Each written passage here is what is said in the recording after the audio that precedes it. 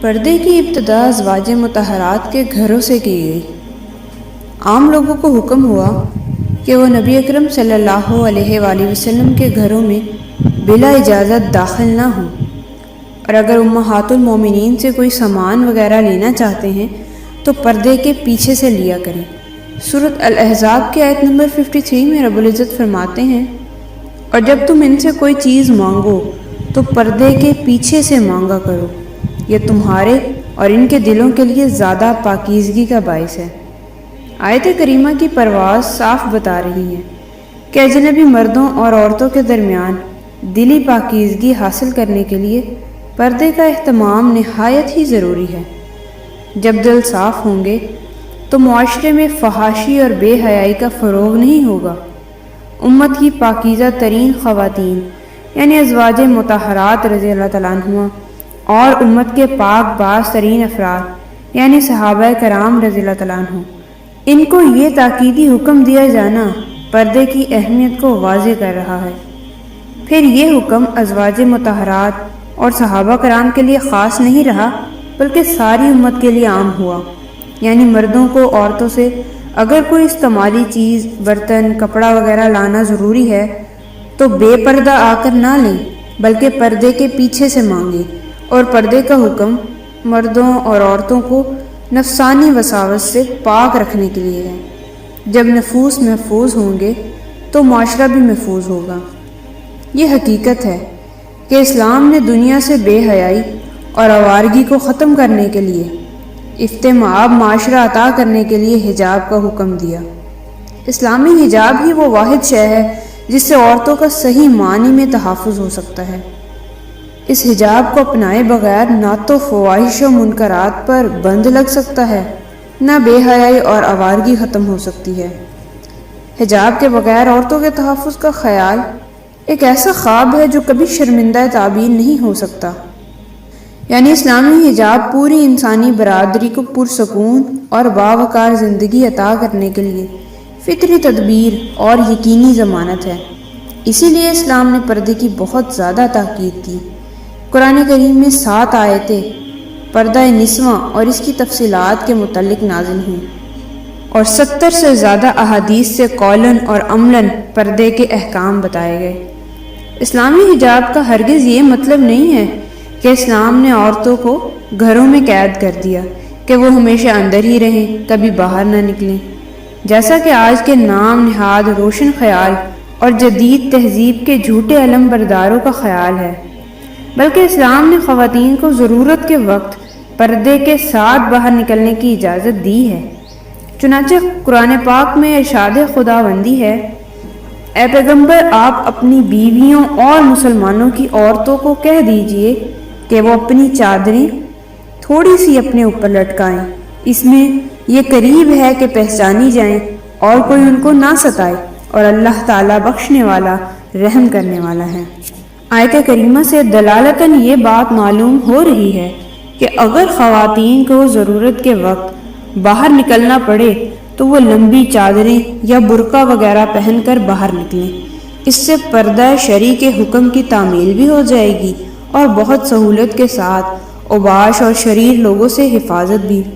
جلابیب جلباب کی جمع ہے، جو لمبی چادر کو کہتے ہیں، جس میں عورت سر سے پیر تک مستور ہو جائے، جس کی حیت کے متعلق حضرت عبداللہ بن مسعود رضی اللہ تعالیٰ عنہ نے فرمایا کہ وہ چادر ہے جو دوپٹے کے اوپر اوڑھی جائے۔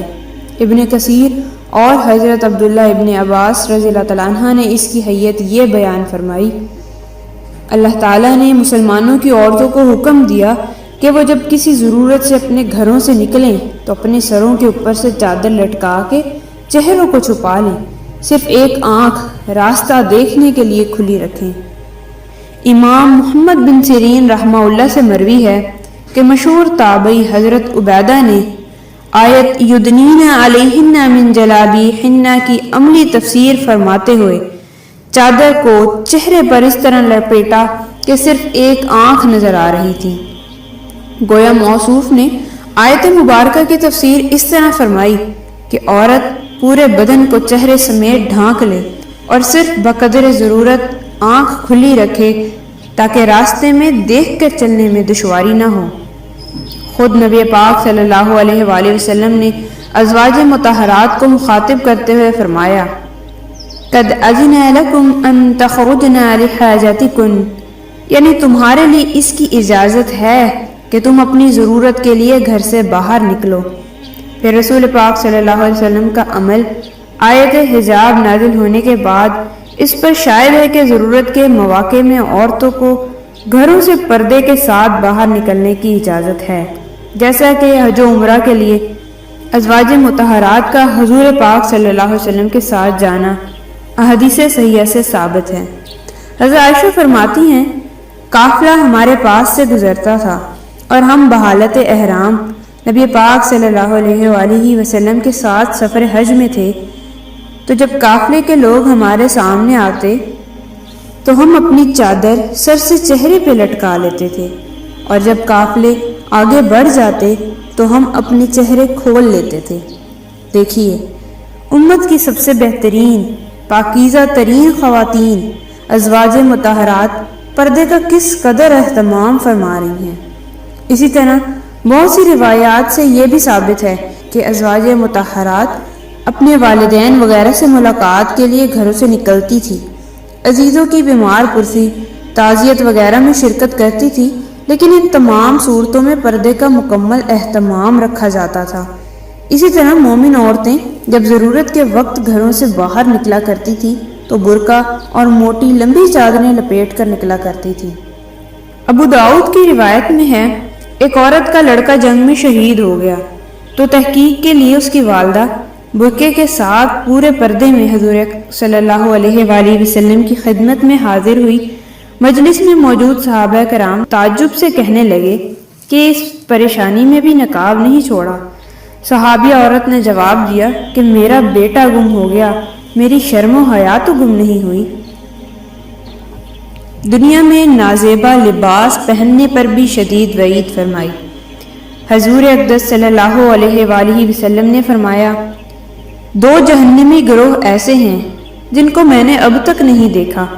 ایک تو وہ لوگ جن کے پاس گائے کی دم کی طرح کوڑے ہوں گے، جن کے ذریعے وہ لوگوں کو ماریں گے۔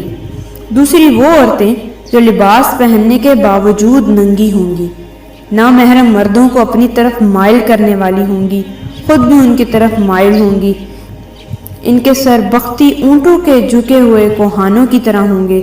ایسی عورتیں جنت میں داخل نہ ہوں گی اور نہ ہی جنت کی خوشبو سونگھیں گی، حالانکہ جنت کی خوشبو تو اتنی دور سے سونگھی جاتی ہے۔ اسلامی حجاب عورت کا وقار ہے۔ خواتین میں جو برقع پہننے کا رواج ہوا ہے، دور نبوت کی پاکیزہ خواتین اسلام کے عمل سے ہی ماخوذ ہیں۔ برقع بھی اس چادر کے قائم مقام ہے جس کا تذکرہ قرآن کریم میں لفظ جلباب سے کیا گیا۔ البتہ پہلے زمانے میں برقع کالے رنگ کے ڈھیلے ڈھالے ہوا کرتے تھے، اور خواتین اسی قسم کے برقعوں کو پسند کرتی تھی جو پورے بدن کو بھی چھپا لیتے تھے اور عورت کی شرافت کو بھی ظاہر کرتے تھے۔ لیکن آج کے دور کا ایک بڑا المیہ یہ ہے کہ مارکیٹ میں ایسے برقعے آ گئے ہیں جن سے برقعے کا مقصد ہی فوت ہو گیا۔ کپڑا اتنا باریک کہ جس کے اندر تک کا لباس نظر آتا ہے، سائز اتنا تنگ کہ جس سے جسم کی ساخت بھی ظاہر ہوتی ہے، رنگ برنگے دھاگوں کے پھول، ڈیزائن، رنگوں، چمکیوں اور موتیوں وغیرہ سے مزین بڑے بڑے قیمتی اور جاذب نظر برقعے آج مارکیٹ میں دستیاب ہیں، جن کے پہننے سے کبھی برقعے کا مقصد حاصل نہیں ہو سکتا، جو بجائے حیا کے بے حیائی کو ظاہر کرتے ہیں۔ ساتھ ہی بہت سی خواتین پورا چہرہ یا آدھا چہرہ کھلا رکھتی ہیں اور برقع پہننے کے باوجود سر کے بال برقعے کے باہر ڈالے رکھتی ہیں۔ ان فیشنیبل برقعوں کے متعلق مفتی محمد شفیع صاحب نے احکام القرآن الجساس کے حوالے سے لکھا ہے کہ جب زیور کی آواز تک کو قرآن کریم نے اظہار زینت میں قرار دے کے ممنوع کیا ہے تو مزین رنگوں کے کامدار برقعے پہن کے نکلنا بدرجہ اولا ممنوع ہوگا۔ احمد بن مالکی لکھتے ہیں، فتنے کے اندیشے کی وجہ سے عورتوں پر واجب ہے کہ وہ مزین اور نقش و نگار والے برقعوں کے بجائے سادہ برقع پہن کر اجنبی مردوں سے پردہ کر کے باہر نکلیں۔ حضرت عائشہ رضی اللہ تعالیٰ عنہ فرماتی ہیں، اے لوگو، تم اپنی عورتوں کو زینت اور اترانے والے برقعے اور چادر پہن کر مساجد جانے سے روکو، اس لیے کہ بنی اسرائیل کی عورتوں پر زینت اور اترانے والے لباس پہن کر مسجد میں جانے کے سبب ہی لعنت ہوئی تھی۔ لہذا لازم ہے کہ خواتین ڈھیلے ڈھالے، سادہ اور غیر جاذب نظر برقعے پہن کر ہی باہر نکلیں، اور یہ بات یاد رکھیں کہ برقعے زینت کے اظہار کے لیے نہیں بلکہ زینت کو چھپانے کے لیے ہیں۔ خواتین کچھ امور کا خاص طور پہ خیال رکھیں۔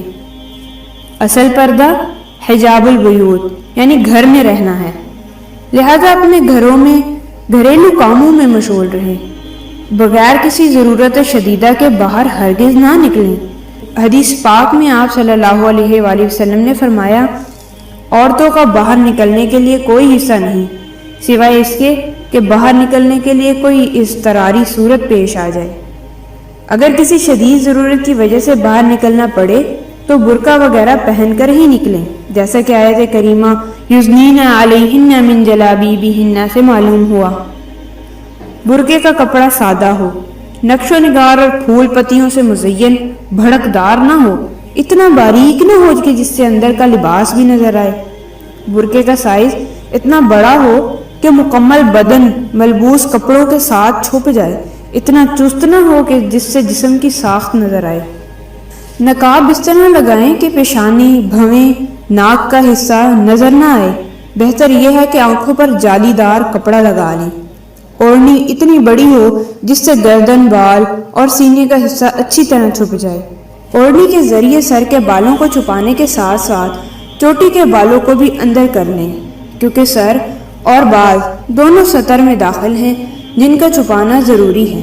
نیز ایسی عورتیں جو اپنے بال وغیرہ مردوں کو دکھاتی ہیں وہ قیامت کے دن سخت سزا کی مستحق ہوں گی، جیسا کہ حدیث سے معلوم ہوتا ہے۔ اللہ تعالی ہمیں احکام شریعہ پر عمل کرنے کی توفیق عطا فرمائے۔ آمین۔